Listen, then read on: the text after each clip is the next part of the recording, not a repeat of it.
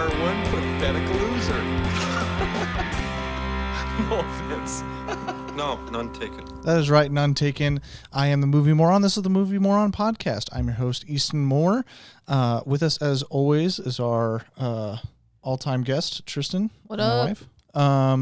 And then our part-time co-host, Brandon, is back. Hello.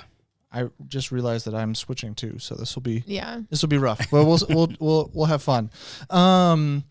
This week we are going to be covering David Fincher's new Netflix film called The Killer, and then Brandon did get a chance to go to the theater and watch The Do-Overs.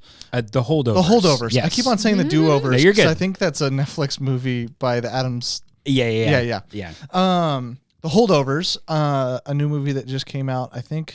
This weekend, yeah. Okay. Which I was excited to see, but I haven't gotten to the theater yet because we've been busy, doing our own stuff with our jobs, Tristan and I. A quick update. I didn't tell you guys this, but we're gonna start releasing our episodes on Wednesday. It's kind of been that way over the last while, but that's just because it's harder to get time to schedule, and I now work all day Monday, where I used to have Monday off. So I used to be able to edit the podcast on Mondays and release them. I don't have that opportunity anymore. So I usually don't work Tuesdays, so I could edit it on Tuesday and release it on Wednesday. And that way, any of you that didn't see the movie opening weekend, you can hear what we think about it. And if you did watch it over weekend, you get to hear our thoughts, both spoiler and spoiler free. So, so now our day will be Wednesdays that we're releasing. So look forward to our episodes on Wednesday. Right on. Okay, that is it. We're talking David Fincher. Apparently, the new lover of Netflix. If you've seen all that stuff on Twitter For a while, he's been Netflix's boy for a minute since House of Cards. Okay, I didn't know he had any kind of legitimate love for Netflix. I just thought he worked with them. Yeah. But he has made a lot of comments saying that he is full on he likes Netflix a lot. Yeah. He is one of those guys that I hesitate to call him an old timer. He's not that old. He's in maybe his 50s or 60s. But anyway, he said something a while back when he was asked about, because he was one of the first guys of his generation to make the transition to digital cameras. And I think Netflix kind of falls under the same category, where somebody asked him why he made the transition. And he said that you can either fight change or you can roll with it and contribute to it. And I think that the streaming world seems to be that thing for him, because he hasn't had a theatrical feature in, I'm trying to think, since probably Gone Girl in 2014. So it's been a while. Yeah. It's been quite a while. Yeah, might be. He's all in, because he did Mindhunter with them, House of Cards, Mank, which was also very good, and now The Killer. So yeah. And I think he's still got a couple more movies that he's contracted to do with them. Was Mank not a theatrical release too? It was not. Nope. Really? Yep. It was direct to Netflix. Well, I thought it also hit theaters though, but I thought it just also hit. It wasn't. Yeah. He's been again of that kind of generation. He's been the only one that hasn't really fought for a theatrical release, which is odd, because the Coen brothers, Scorsese, Noah Baumbach, they've all fought for theatrical releases for their movies, but Fincher just kind of rolls with it, and I kind of dig that. I respect it. Interesting. I imagine it probably did get it played festivals, and just like The Killer, it played festivals, and I'm sure it was screened in theaters, maybe in major markets like New York and LA, but yeah. Well, yeah, I was just going through and verifying, and I don't see anything else. Nope. And he also did a Love, Death, Robots episode. I didn't notice that. I didn't know the Pirates episode was his. So yeah, that's cool. he co-created that show with a couple other folks. Like I said, he's Netflix's boy. Yeah. And God bless. Yeah. He's getting a little flack. I don't know, flack or people fighting against it a little bit, because people are very anti-streaming at the moment. Sure. So he's getting a little blowback from his comments about Netflix, but hey, We get to watch it day one at home. Yep. So I'll take it. So And if he decides to start putting things in the theater again, I will be there day one as well. people will watch it. So, this is what it is. I'll see them wherever they are. So if you don't know anything about this movie, obviously it's about a killer. But yeah, it's just a kind of a assassin kind of movie. And David Fincher's style. So, what did you guys, Tristan or Brandon, who wants to start here on your general thoughts? You start, Tristan. Okay. Yeah, it was fine. I didn't know anything about it. I didn't know anything about it, and Easton wouldn't tell me, and then he's like, oh, yeah, we have to watch this movie. And I said, okay. And then he played it. Well, to be fair, we were looking for a movie to watch yesterday, and then I just popped open Netflix, and The Killer was the first thing there, and I was like, oh my gosh, I completely forgot. I need to watch this movie before our podcast tomorrow. I'm so glad I looked. And I was like, well, Tristan, I know what we're watching because I have to watch it. So that's what happened. Yeah. And it had like chapters in it. Yeah. And I was not a fan of that, TBH. Too many chapters in her opinion. Too many chapters. And it was weird. I don't know that I've seen any of his movies before, Easton. Do you think? I'm sure you have. The Social Network, Fight Club, Gone Girl, Seven. I showed you Seven. Fight Club and Gone Girl. And Seven.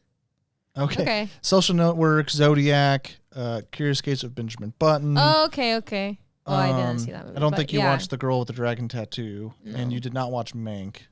But I did see Zodiac. Yeah. Because that has his name in it. Yeah, we watched it together.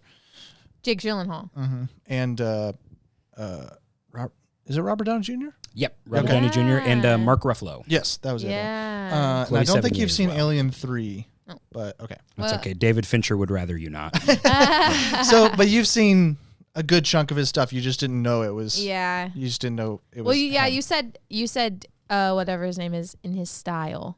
That's why I was like, I don't know what that means.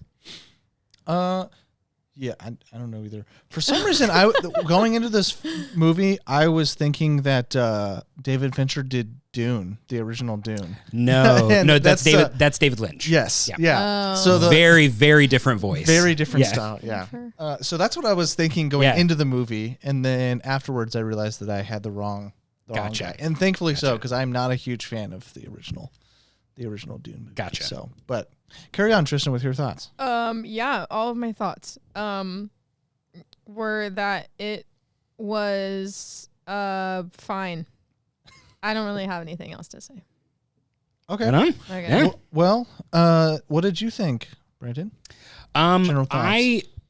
I respect David Fincher's philosophy a lot. I like the way that he approaches his movies. I will say, I think he's made maybe three things that I personally think are really truly great. Three things that I think are sort of top of the heap for him, and that's Zodiac, The Social Network, and Seven. Those are my three favorites. I would say The Social Network is probably my favorite of everything he's made. So not a Fight Club, and I like a lot of his stuff. Panic Room, I think is Okay. good. I think that all of these, he's never made a bad movie in my opinion. But those except are for the, Aliens 3, or Well, here's the thing. I take Alien 3 with a bit of a grain of salt because he has all but completely disowned it. Yeah, Because the okay. movie was essentially taken out of his hands at the every step One of the of way. those, okay. Yeah, it was one Okay. of those Yeah, where yeah. he has said that he's never seen it.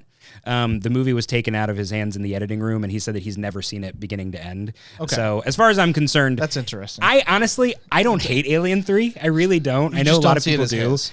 I mean, I do. I just that was just an offhanded comment. That Okay. he doesn't care for it. And have you seen The Girl with the Dragon Tattoo? I have. Okay. I have. And I did. And again, like I said, I don't think he's ever made a bad movie.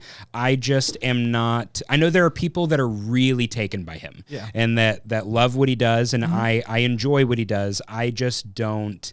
I don't worship at the altar of David Fincher in the way a lot of other film fans do. And that's not to say that I'm, I'm checking David Fincher. He needs to, he's not so great. That's not what I'm saying. I don't connect with him emotionally in the way that other people do. And that's oddly kind of what this movie is about. People have said that it's a bit of an autobiographical thing because David Fincher is very much an execution first guy. I look at his movies and tell me if this makes sense. I look at his movies and I think David Fincher thinks that when he watches them back, he believes they are perfect. You know what I mean? Like there's not a toe out of line. Everything is exactly, if you look at, he's very particular about his camera operation, which is why I think all the handheld shots in this movie are digital. I think that that's the case because we're talking about the guy who said that he wouldn't use a Steadicam because he says they sway too much. Like he's that precise. Yeah. He's one of those 150 takes kind of guys. And I don't know. All of that is to say that because he is so cold and calculated and he gets exactly what he wants, exactly how he wants it, the killer is kind of right up his alley. And I thought it was really good. I didn't walk away with much. It has maybe the most affecting, like, fight or die, knockdown, drag out fist fights I've seen in a movie at least a studio movie in a very long time. It was rough to watch in the best way possible. And I love a lot of the sequences where we're just kind of watching him work. I think that that's where Fincher thrives the most. He's definitely the most interested in those parts of the process where we're just sort of seeing him formulate a plan and execute it. And the movie is very much his mind and all that. All that's great. But I felt almost nothing watching this movie. I didn't feel anything. And I enjoyed the experience of watching it, but at the end of it, there was nothing I was left kind of ruminating on or thinking of the next day or that. Yeah. I don't think this movie was really meant to be an emotional tale either. No, I don't think so either. So, I mean, kind of getting into my general thoughts here. I think this is about as perfect of an assassin movie as you can get. It's exactly what it wants to be. Sure. And it just is that. It's just I don't want to say John Wick or whatever, but it's, there's a lot of a lot of movies like those out, and it's just trying to be a perfectionist's version of that. Yeah. I think maybe The Accountant tried to do it a while ago or whatever. Oh, God. Yeah, not great. I forgot about The Accountant. Not great, but I think this is just a well-executed version of that style of film. Yeah. And I think maybe he just has, maybe he just likes those style of movies and just enjoys them personally, and so he wanted to make his own take on it. Totally. And I think it is completely void of emotion, and I think that's purposeful. There is an emotional quote-unquote tie in the movie, but they are completely taken, like they're not in the movie hardly at all, and I think that's intentional because I don't think it wants to be like a cheap emotional pull that a lot of these assassin movies do, which is why I think it's also, I mean, I don't want to say any of these types of movies are all really that original, but I do think it makes it a little original that it most of these assassin movies try to have at some point there's a target and they get emotionally involved with the target or something along that line, and it doesn't, a little spoiler, it doesn't quite do that, which I thought was interesting because that's kind of where you figure, and especially with the beginning of the film, it kind of makes you lean into that's probably what's going to happen, and they kind of don't. So I mean, that's the ever so slightest of spoilers, so I'm a little sorry there, but I'm glad that it was a little refreshing on that end. I thought I'm usually really iffy on narration. I like the narration mainly because it seemed like a direct internal dialogue, and they used it as such instead of a narration for us to know what's happening. Now, obviously, it's a piece of that, but it's also just him thinking. Yeah. Like it's just our character's thoughts, internal thoughts during the situation, hearing how he processes his everyday work and how that internal process goes. I think last thing I'll say, I think I I always get it mixed up. Will always. But the sound mixing / sound editing, Yeah. I think it's sound mixing is the correct term for what I enjoy in it, but I always get them mixed up. Like the layering of sound. Yeah, Yeah. where one scene things will be more distant and Yes. not scenes, just shots. Yeah. Because there are shots that are through the killer. First of all, there are no names for anybody in this movie. So the killer, it's through his perspective, and then you get more of an objective view, just scene by scene, and it'll cut things in it. Like you'll hear things differently. Specifically when you get to the big fight scene that he kind of alluded to, the sound in there is very well done. Everything feels very powerful and muddied at the same time because it's not clean, and all of that sound is really good. Just throughout the movie, there were different times where the sound mixing was done extremely well. I guess if I had the definitions in front of me, I could probably piece together. No. One Yeah, it is. so sound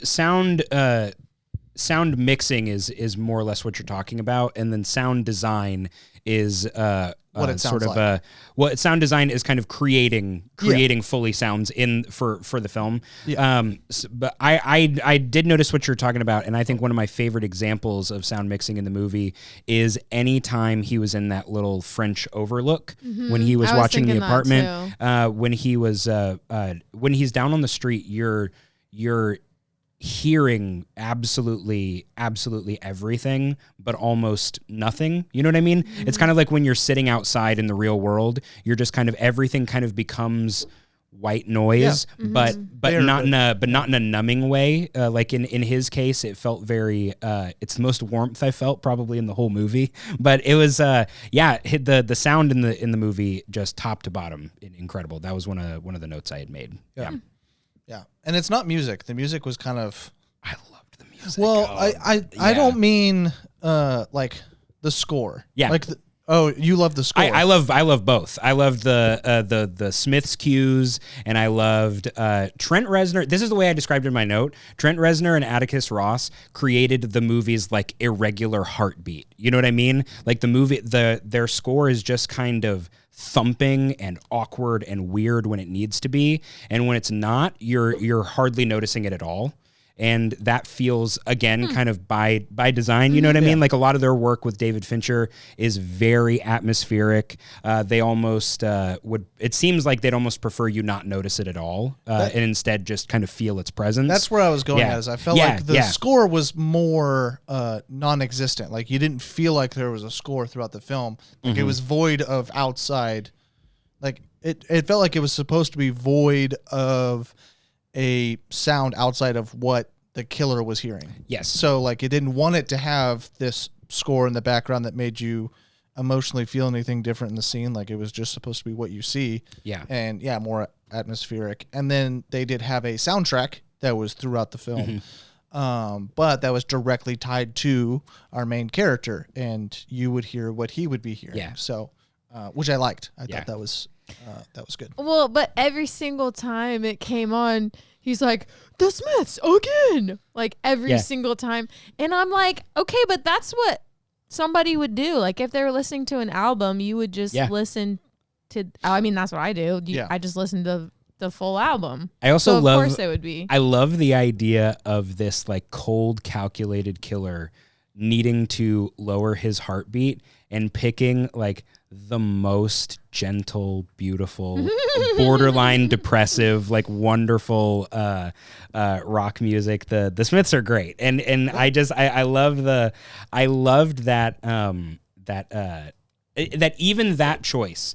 Even that was calculated on his part. He had to pick gentle music to slow his heart rate. And anyway, just I thought David Fincher also comes from the music world. But I just loved I said it out loud to my wife when he first picked them. I said, "Oh, David Fincher's a Smiths fan." I was like, "That's cool." Yeah.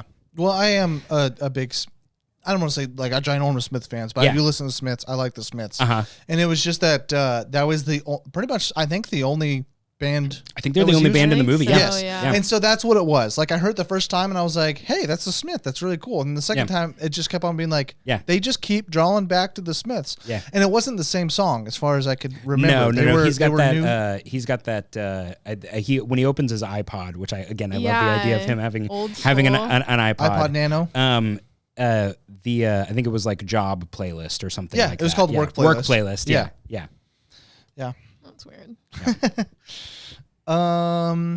Okay. Sorry, real No, quick. no, you're I good. wanted to jump on something that you had said earlier about the movie kind of the sound design very much being what he's hearing a lot of the time, and I think more so than some of Fincher's other stuff, the movie seems to be very much living in his POV, the titular killer's POV, and something I wanted to touch on, because I had mentioned it briefly, is a handheld camera.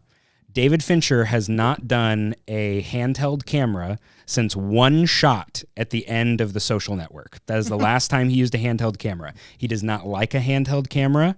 He vets his camera operators very carefully. He is very much a if you can't hang, you have to go kind of director. Like he and this is kind of what I mean by saying, like, when he watches his movies, I think he thinks they're perfect. And what I mean by that is that he is not someone who will settle for anything less than what he sees in his mind. Yeah. And a lot of that also comes from how he uses digital editing effects and also visual effects as well.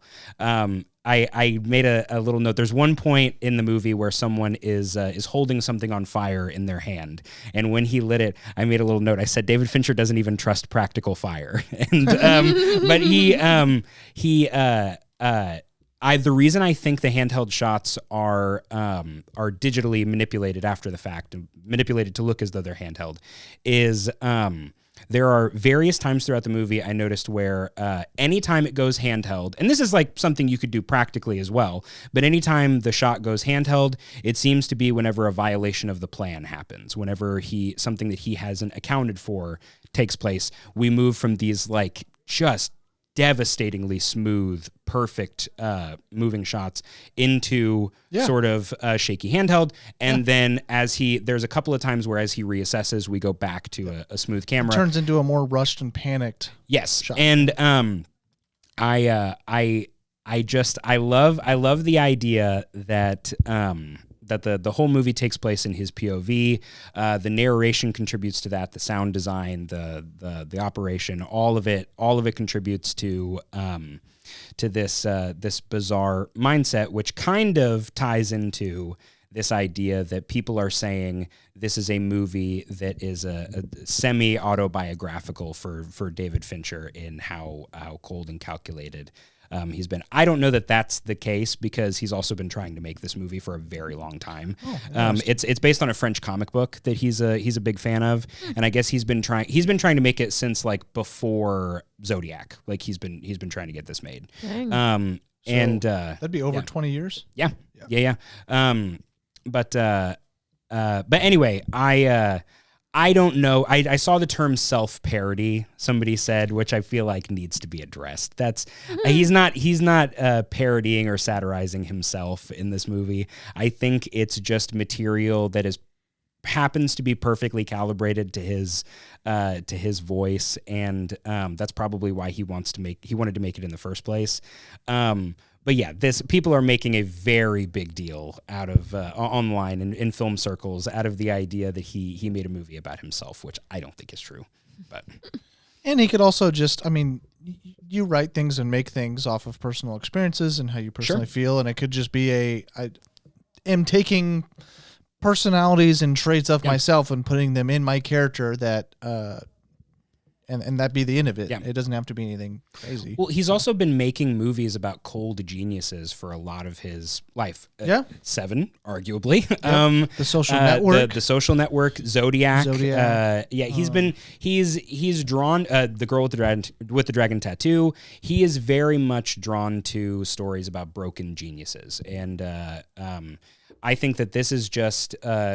It's kind of, I don't know. It was a little bit not irritating, but it was frustrating because it felt very it felt very sort of like film analyses 101, like I see the director in the character kind of thing. And and a lot of the publications that I've seen talking about the movie are talking about this being David Fincher the movie. But anyway, I think it's a little blown out of proportion. Yeah, that's funny because that's not what I've seen. Really? No, See, no, I've seen it. I've seen IndieWire talking about it. Hollywood Reporter has been talking about it.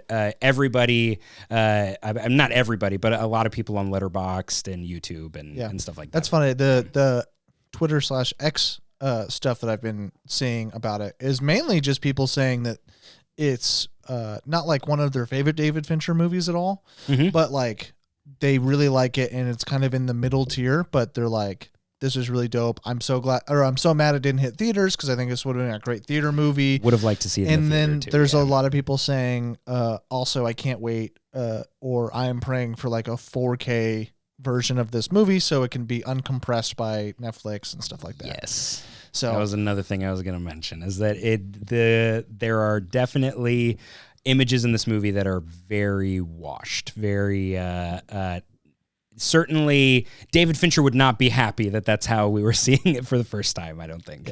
Yeah. And so that's so that's what that's mainly the stuff I've seen, which is like overwhelmingly positive, but I didn't hear anything about it being David Lynch making a movie about himself. I've seen, and that's really funny. I've seen a bunch of like, clickbaity thumbnails and stuff on YouTube of people being like, David Fincher self-parody. David Fincher satirizes himself. That's or so funny. David Fincher is the killer ? Like that kind of stuff.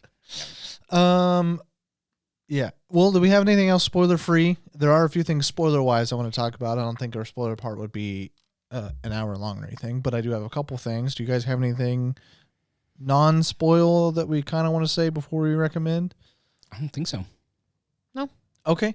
Well, I'm gonna let Tristan and I do our recommendations, and then you can recommend it, and then talk about the holdover. Yeah, and totally. do your quick little review on that before we hit our quote unquote break and come back for spoilers. So Totally. Tristan, do you recommend this movie? It's on Netflix. You can give your honest opinion. It's okay. Well, here's the thing. I don't regret my time. Like, we would have watched a movie anyway because it was at home, you know? That's true. Yeah, you're not going out to the Yeah, theater, spinning so, drives, like- spinning gas that costs $3.50 a gallon. Like, sure, it was fun. Like, yeah. But also not like, yeah, go see it. Not like that. Okay. A soft, yeah. Okay. Right on. A soft Netflix, yes. Yeah. No, I think if you're at all interested in just watching a 2-hour long action movie, I think this will hit a lot of those. I think it's a little longer than it needs to be. I don't think it was a problem in the moment, but I could definitely see rewatching this and thinking it not necessarily drags, but it takes a little bit in the first act to get going, which I think it probably or I don't know if it needs, but I think he obviously wanted that to kind of set up some stuff with the killer, and I mean the killer as the person, not the killer of this movie. I'd recommend this to watch on Netflix. If you're looking for an action movie, it's probably one of the better ones you'll find on Netflix. So I know that because I look all the time, almost every night, for something to watch. So I've gone through their action list 1,000 times. So, Brandon, what do you recommend watching this? And then tell us about the whole I would recommend it. I would say that if you're looking for a sort of breakneck mile a minute kind of action movie, this is definitely not that Very sort true. of thing. I think that there's really, actually, come to think of it, there's really only one set piece in the whole movie. There's only one like balls to the wall, full on action sequence stuff. There's some other minor stuff here and there, but it's most of it's kind of leading you up to the moment. Yeah. Whatever moments or whatever there are. There's a few of them, but there's only one like Born Identity, like really And yeah, it's long action sequence. It's another thing I thought was interesting that you mentioned the pace of the movie. This is also the first time he's ever worked without both of his editors. Only one of them is on this one, which I thought was interesting. So maybe that contributes to that, because I also was not as I really enjoy the ending a lot, but I also think that there's a little bit of fat towards the end. Yeah. But I would recommend the movie if you've enjoyed his past stuff. It's certainly, something that you'll enjoy. If you're looking for action procedural that has interesting attention to detail, a really solid, stable lead performance by Michael Fassbender, which we haven't mentioned, but I thought that he was very good. Yeah, I'd say sure, definitely. Now, as far as the Holdovers goes, the new Alexander Payne movie with Paul Giamatti and a couple of other performances that I'm sorry to say I don't know those actors' names, but the Holdovers is so sweet. You could not think of anything more different than The Killer than the Holdovers. It is like the best of Alexander Payne's stuff. He made The Descendants and About Schmidt and Sideways, Nebraska, lots of really wonderful, wonderful stuff. Nebraska is one of my personal favorites. He makes these really sweet, lovely little movies about people growing and changing and knocking into each other, and it is so sweet. The theater that we were in was surprisingly full. There were quite a few people in it, which I was really surprised by. I think that the movie being advertised ahead of Oppenheimer definitely helped get the word out, which I was very excited to see. I hope the movie makes quite a bit of money, because it definitely deserves it. I cried a lot. I laughed a lot. There are various points in this movie that if you are not crying, I debate whether you have a beating heart in your chest. It is that sweet, but it's never saccharine. It's never false. You're seeing something that is really honest and genuine, and just beautiful. And the Paul Giamatti, if you've not seen the advertising, he plays this sort of curmudgeonly teacher at a boys' boarding school, and he's held over. He's the staff member that is left to monitor the students that are held over winter break, and so he winds up in a snowy Massachusetts boarding school with for a brief time a gang of sort of miscreant boys, and then it winds up just being him and the head cook from the kitchen, and then one of the boys that's left for the remainder of winter break. And the three of them just form this very sweet friendship, and they learn about one another, and they trauma bond, and it's just it's a sweet little coming of age movie that is gorgeously shot, has wonderful writing. The verbal poetry, like the scathing insults that come out of Paul Giamatti's mouth in this movie are so good. But yeah, the movie is really smart and funny, and it was truly heartwarming. I don't have a whole lot to say other than that, but no, that's perfect. But yeah, if that's something that sounds up your alley, if that sounds like a family-friendly movie to you, be warned, it is rated R. There is a lot of cursing in it, but I think it's all contextually appropriate, and a lot of the sort of inappropriate conversation in the movie makes a lot of sense, because you're dealing with teenage boys. It's a movie about teenage boys, and a movie about people that have some growing up to do, and it's nevertheless very sweet and absolutely worth your time. Perfect. Well, nice. Glad one of us got to go watch that before we had the episode, so we could tell you to go watch it. Very different recommendation than when evil lurks. Definitely very different than last time, but yeah. Okay, so we're gonna take a little break. Probably not for you guys, but we're gonna take a little break, and we'll be right back for the spoiler part of the review. Right on. All right, we're back after that short little break, and now we're going to get into spoilers. Like I said, it probably won't be too long, but if you haven't seen it yet and you care at all what happens throughout this film, you don't want it spoiled, go ahead and pause now, watch it, and come back. If you just want to hear us talk about a movie you haven't seen, you can continue listening. Okay, I guess I will start off because I do have something I want to chat about that was spoiler related as Demi trips over all of our wires.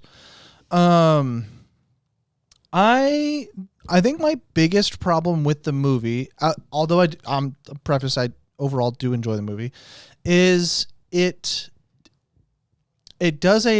tells you without showing you, and that feels like a film Really? sin. And it kind of annoyed me throughout. And maybe I might be the only person that feels that way. Happens throughout I felt movies. the exact opposite. So, but it's about something specific. Okay, So, gotcha. The whole movie tells you that he's perfect in every way. He Sure. never makes a mistake, but he can't stop making mistakes throughout this movie. And Sure. so it tells you over and over through his I was narrative. getting mad about that. His narrative is telling you, or the narration, which is his voice, is telling you how precise he is, how perfect he is at what he does. He never makes a mistake because he thinks about everything. And then what we see on screen is nothing but messes up throughout the entire Sure. film. So, and everybody around him too. Like everybody says, this guy's perfect. He never makes a mistake. This guy is perfect. He never makes a mistake.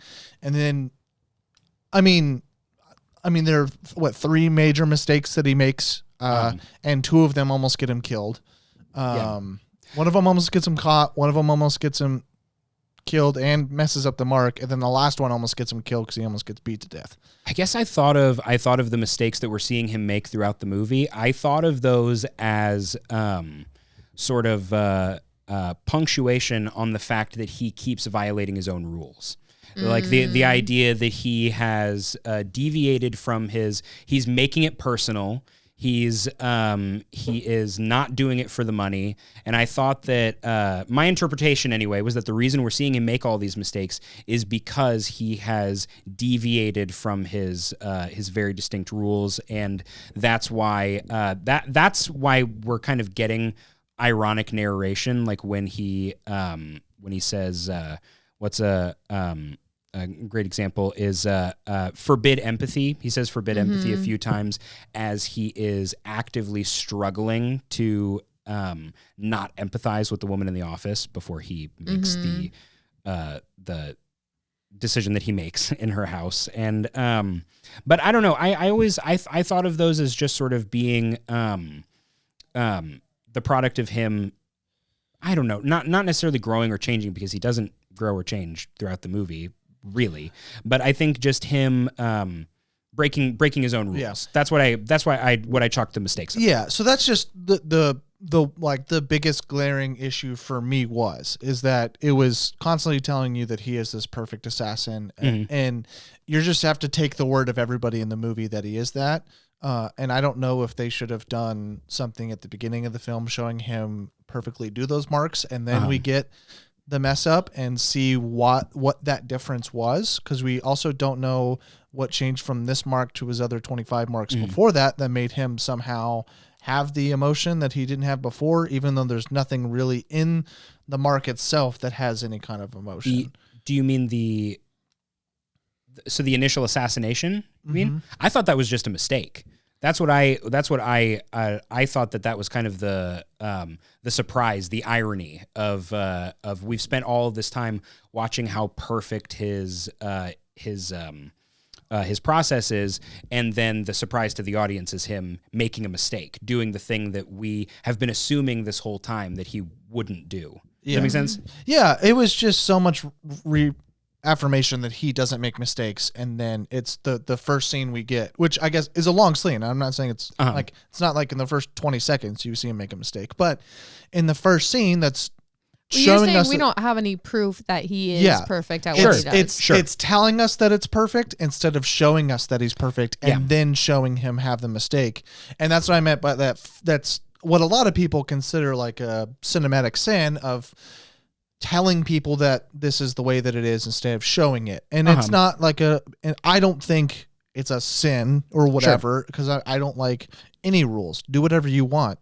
this is movie making. You make your own rules when you're making it. But it was something that did irk with me as a generalization of the movie, because it did happen throughout. And it could be it was just bad luck or whatever at the first, and then this is the first time he's ever made it. And I think this is what they're saying. This is the first time he's ever made a mistake, and now he's getting emotional and doesn't know what to do because, and I think that's what the movie is doing, which is fine. I think that's perfectly fine. It was just the fact that they're telling you without, I got you. You just have to, I guess believe what a movie tells you. I guess that I thought of it as build up to an emotional effect. Just build up to him making a mistake, and then the sort of frenzy afterwards of seeing him deal with that mistake. Yeah.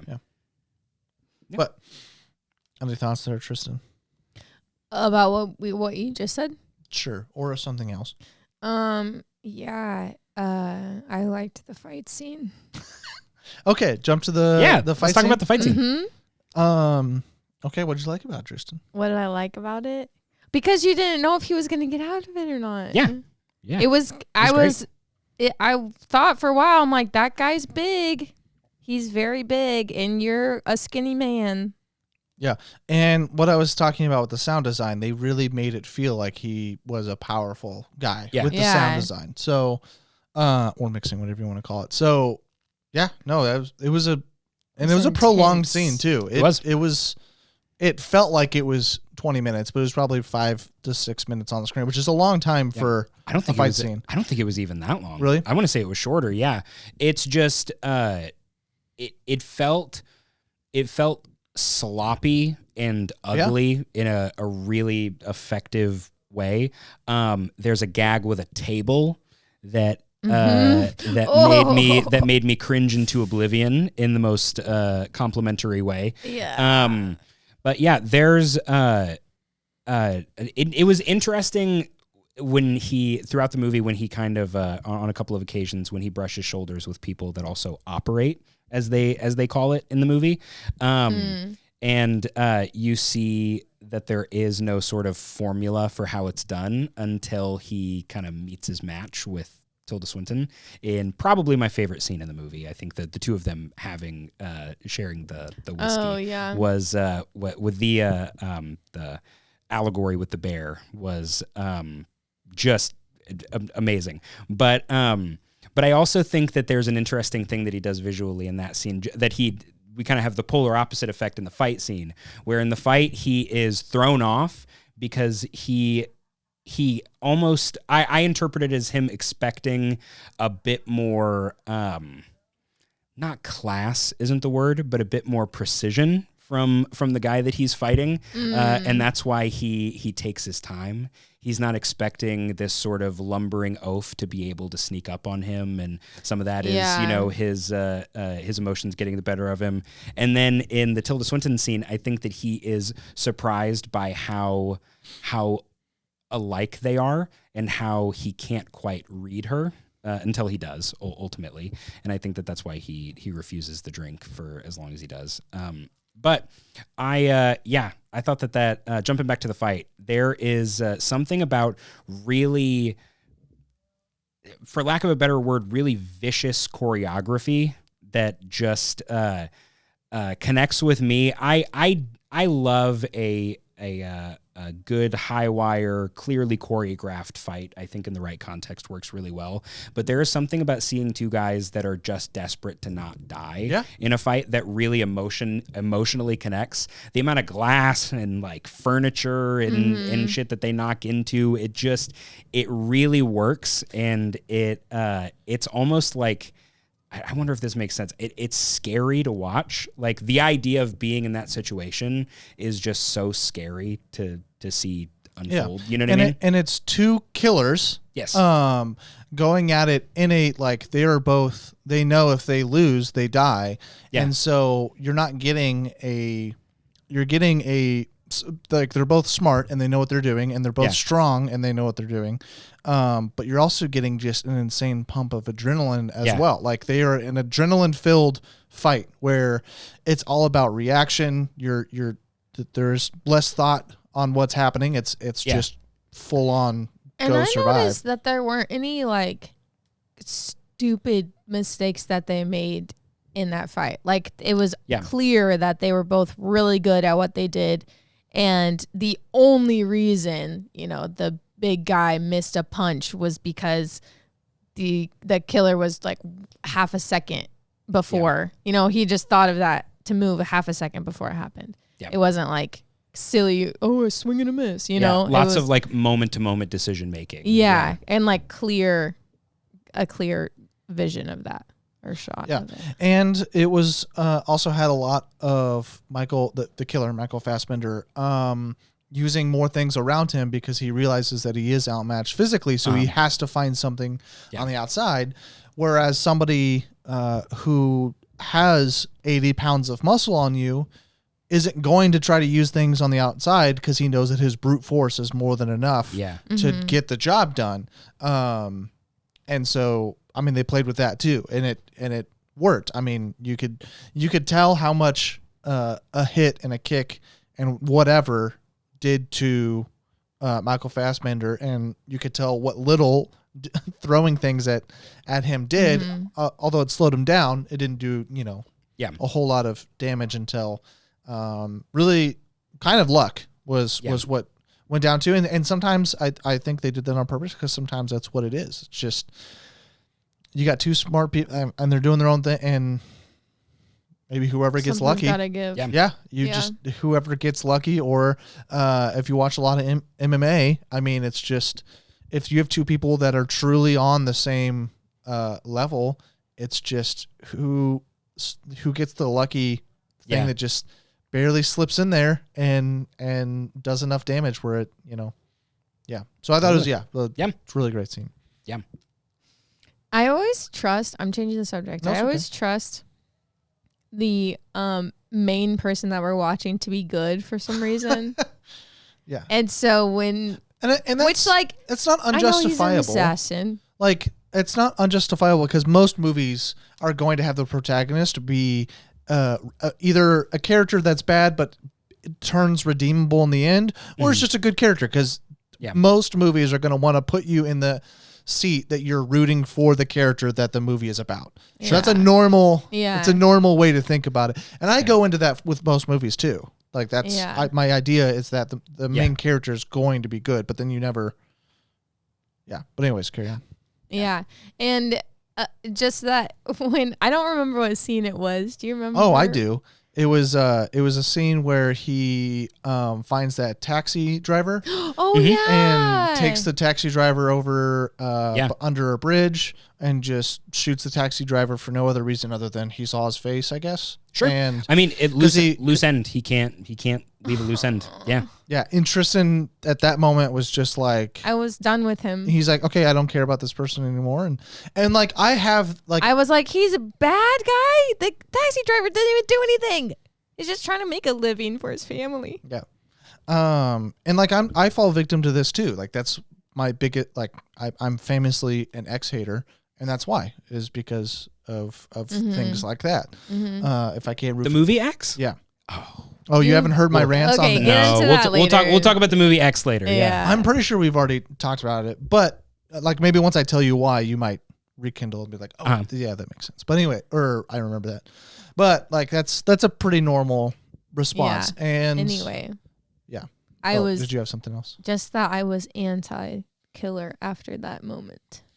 Yeah, and I was just sitting there like, you do know this is a person that kills for a living, and he's been killing people for a long time. Okay, but that's different. It's different when you're an assassin. You're getting hired to do a job. That's one thing. When you have the moral ability to choose whether or not to save a person's life or take it. Hold on, that's different. Do you know why he went on this killer thing after? Because his girl got her from the guys getting into his house. Yeah. Well, so he promised her that would not ever happen again. Yeah, and that was a dumb choice because you're not supposed to promise people. Well, he was going through with his promise. He was killing anybody that was associated with the fact that But the taxi driver, he didn't do squat. He wanted to leave the people. He was just trying to make. He a had to living. have no loose ends, because if there are loose ends, there's a possibility that they could come back to him and his girl. I And get so that. he had to I make think sure it there was was no the wrong one. choice. And keep in mind that he also he needed information from the taxi driver, which to your point, yes, he's cold and calculated, and yes, he's unfeeling, and yes, he was he's unempathetic. But I think that's kind of that's the point of his character. Well, and I think I that don't like it. He needed information from the cab driver, and after he received that information, then that was kind of that. He couldn't afford to have somebody that had seen his face out there. Rude. And if He'd made him to a point that he makes earlier in the movie. He had made himself memorable. So he does everything that he can to make himself unmemorable, to blend into a crowd, and pulling a gun on that taxi driver had made his face memorable. Well, And then, so he buddy, had to maybe do don't something pull a about it. gun on the taxi driver, okay? he needed the information though, and guess what? If he Wear could a ski find mask. He if has he one. could if he could find the information to find the taxi driver, somebody else could find the information to find the taxi driver to get to him, and therefore would get to his girl. Well, I which didn't he, like it. Yeah, I know you didn't like it. I heard it live.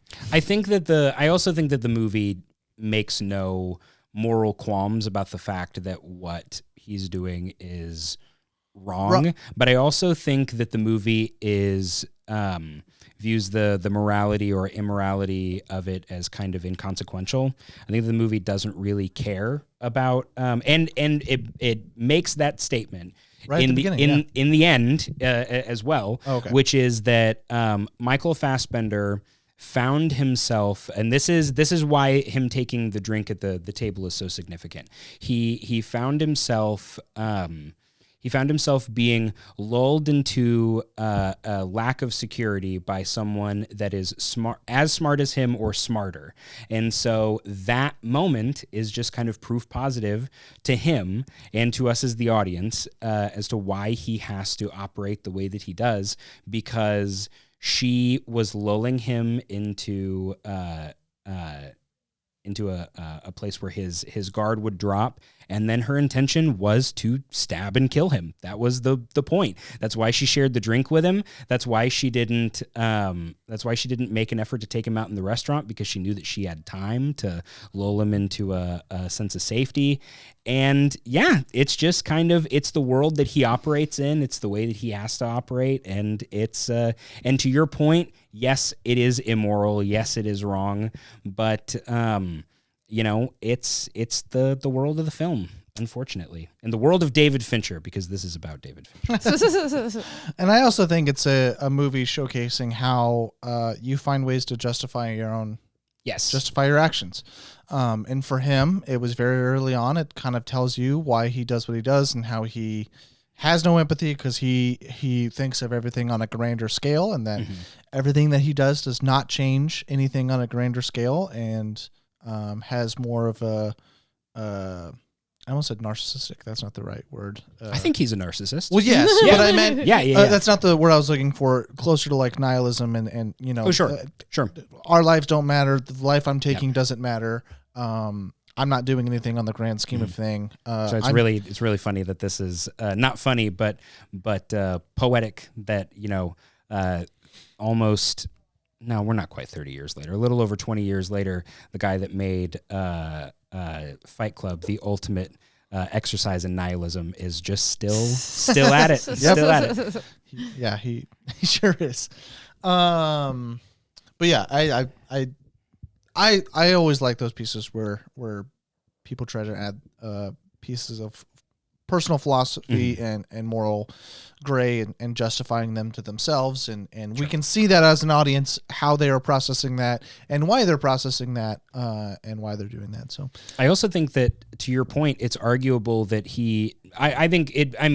just looking at the objective plots and mechanics of story, or facts and mechanics of story in the movie, he doesn't change at all. He doesn't grow. He doesn't change, and in the end, he doesn't learn anything. Yeah. I think that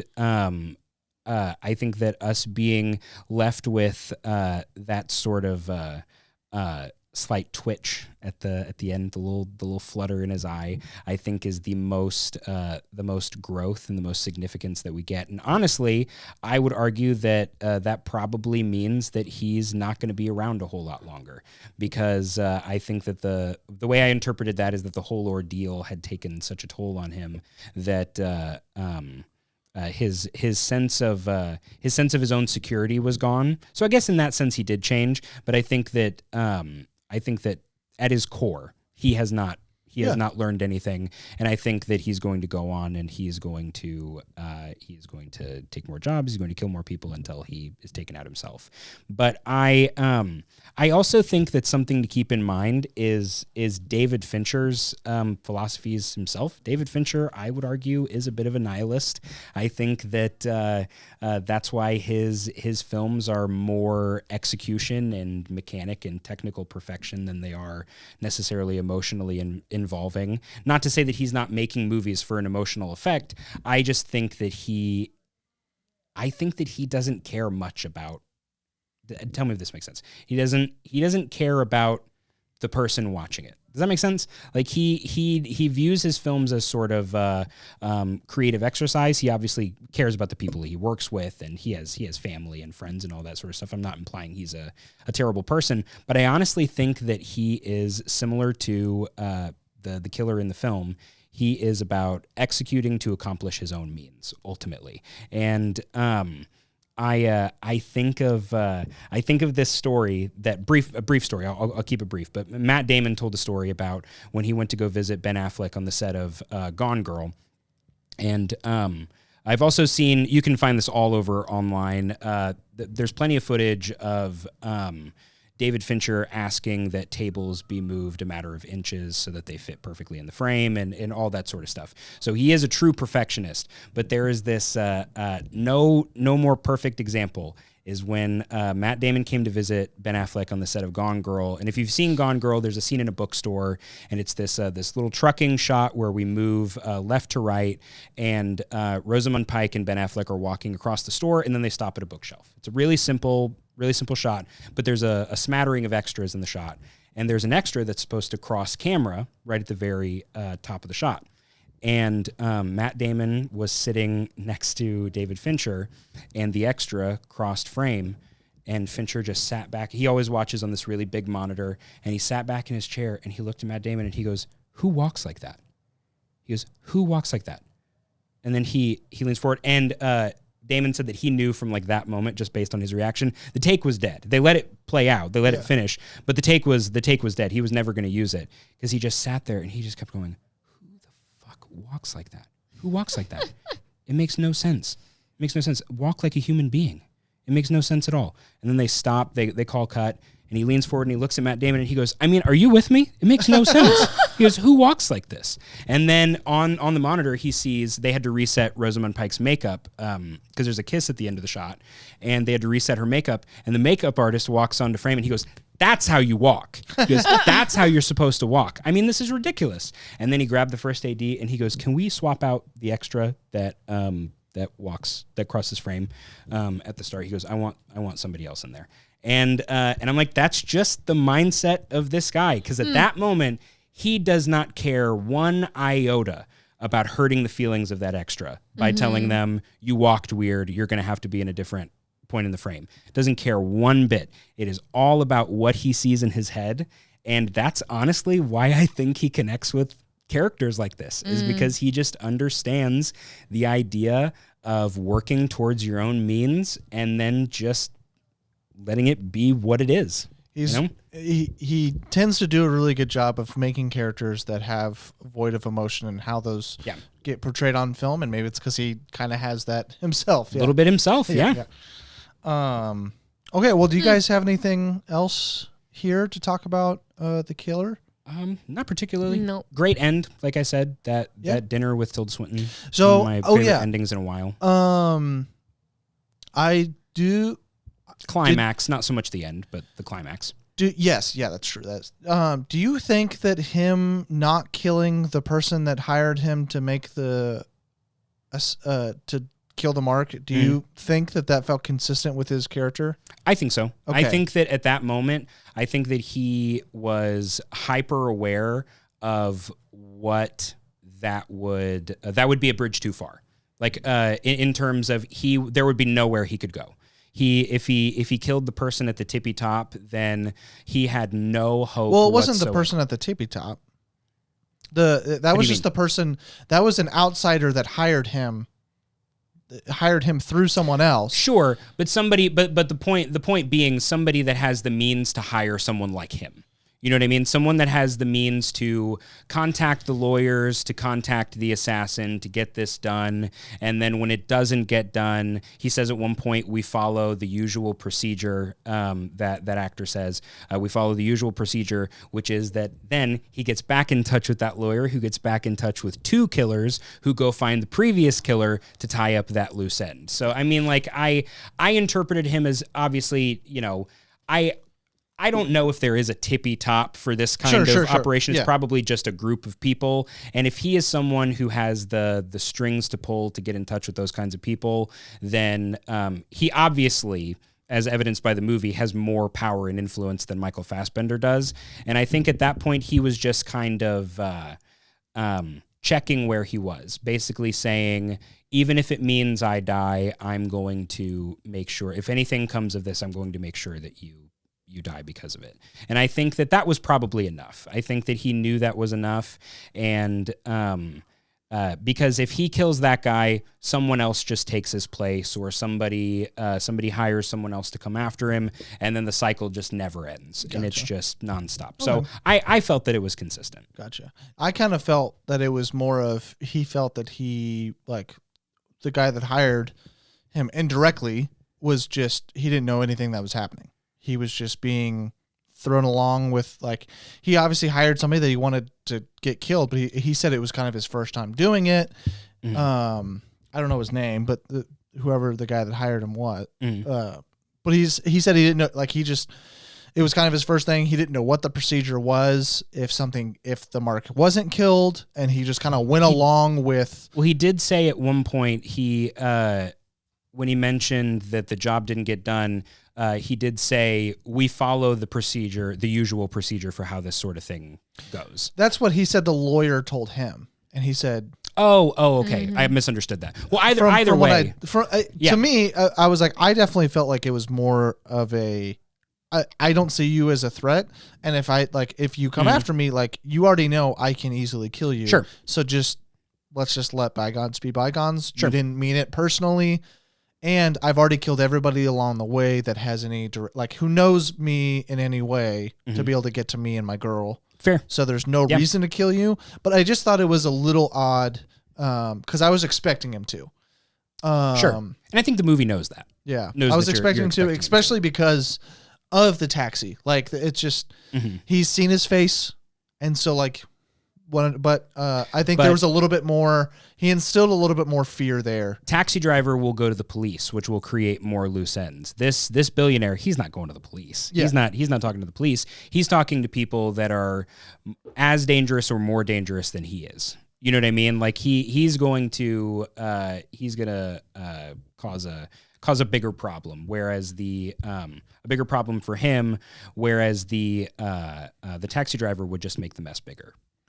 Sure. And I mean, this is all getting into semantics now, so it doesn't really matter. But I also find it could it's just different interpretations. Yeah, and if you're under the guise that you think that he's going to keep on working in this field, you can't really kill the people that are hiring you to do so, or nobody's going to hire you. So maybe that was also a piece of it. Like, I think everybody understands. That would be consistent with his character. Yeah, and I think everyone along the way that he kills all understand. This is my job, and I knew that if we went after you, this could have been the byproduct of that, and this is just the way that it is. But the person he may not be able to get future jobs if he. Sure. Like, when you're hiring somebody, you don't think it'll ever come back on you, and Anyways, okay. I felt a little not weird, but I just wanted to hear what I got you thought. Did you have anything, Tristan? Okay. Nope. Okay, what are the ratings for The Killer, Tristan? 3. 3, okay. Brandon? Oh, I don't know. I'm gonna. You know what?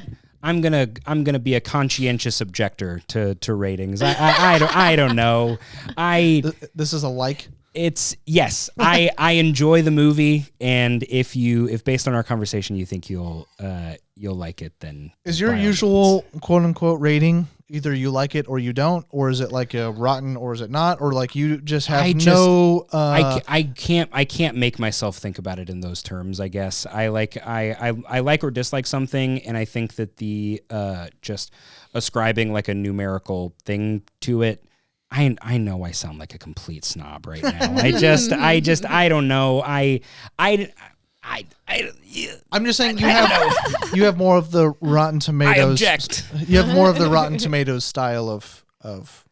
I mean, I guess you could say that. I don't know. Yeah, because Rotten Tomatoes is just you like it or you don't. Sure. And that's the only rating. Sure.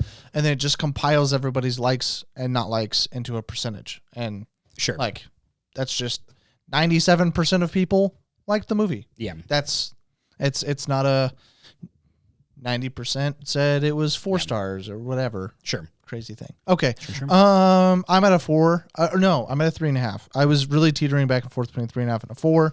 But 3.5 I think is a good fit.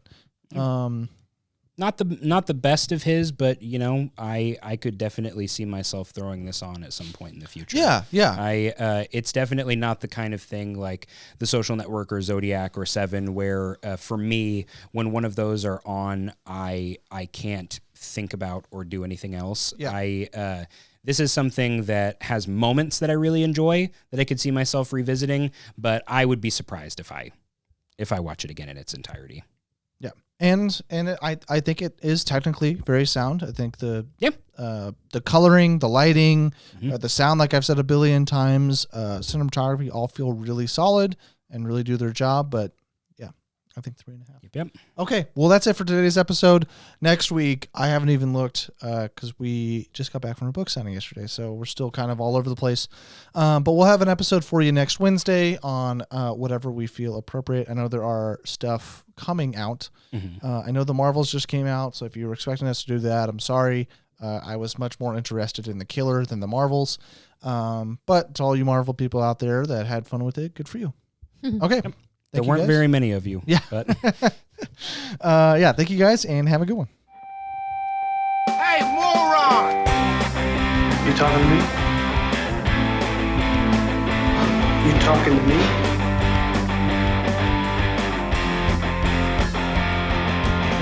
And there seems to be no sign of intelligent life anywhere. Hello?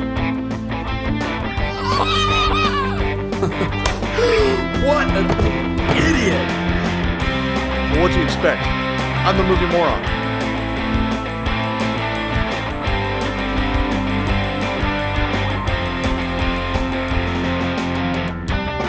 What you just said is one of the most insanely idiotic things I have ever heard.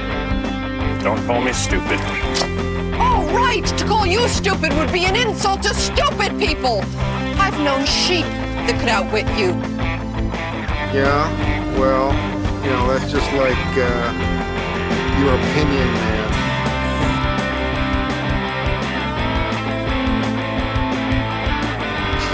Man, you are one pathetic loser. No offense. No, none taken.